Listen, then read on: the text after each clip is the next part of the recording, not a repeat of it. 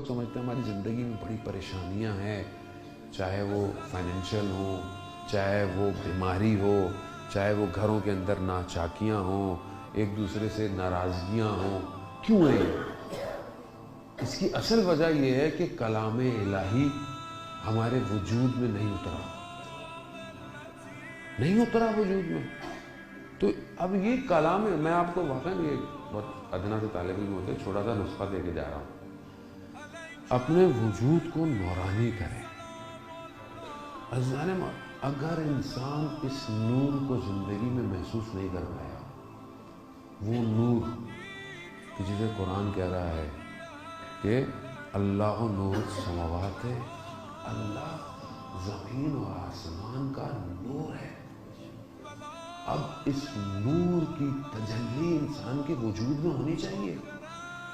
انسان اگر اپنے پروردگار تک نہیں پہنچ پا رہا تو پھر محنت ائمہ علیہ الصلوۃ والسلام نے کیوں تکلیفیں برداشت کی؟ تاکہ لوگ خدا تک پہنچے. 1,24,000 پیغمبر کیوں آئے؟ کہ لوگ توحید تک پہنچے. اور اگر میں اپنی زندگی میں خدا تک نہیں پہنچ رہا، اب بولیں گے خدا کو مانتے تو ہیں مولانا، اور کیا کریں؟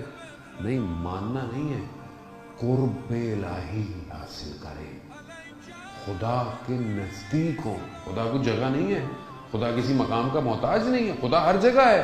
خدا قرآن میں کہتا ہے میں تمہاری شہرک کے قریب ہوں. مگر خدا تو قریب ہے، میں دور ہو گیا ہوں. میں اسے یاد نہیں کرتا، میں اس کو بات نہیں کرتا، میں اسے محسوس نہیں کرتا. کہ اگر کوئی خدا کے وجود کا احساس کر لے کبھی گناہ نہیں کرے گا. اگر آپ کو پتہ چل جائے کہ خدا ہے، دیکھ رہا ہے، کبھی غلطی نہیں کرے گا. اور مثال کے طور پر آپ روڈ پہ جا رہے ہیں، کیمرے لگے ہوئے ہیں، تو آپ سگنل نہیں توڑیں گے کہ کیمرہ لگا ہے چالان ہو جائے گا، یا پولیس والا کھڑا ہوا ہے.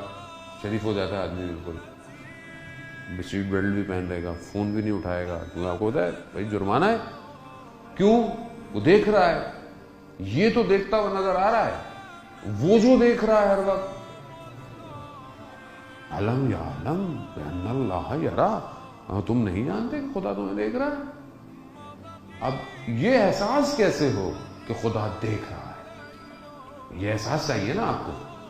یہ میں آپ کو صبح سے لے کے شام تک بولتا رہوں خدا دیکھ رہا ہے، خدا دیکھ رہا ہے، آپ کو کوئی فرق نہیں پڑے گا جب تک آپ خود محسوس نہیں کریں کہ خدا دیکھ رہا ہے.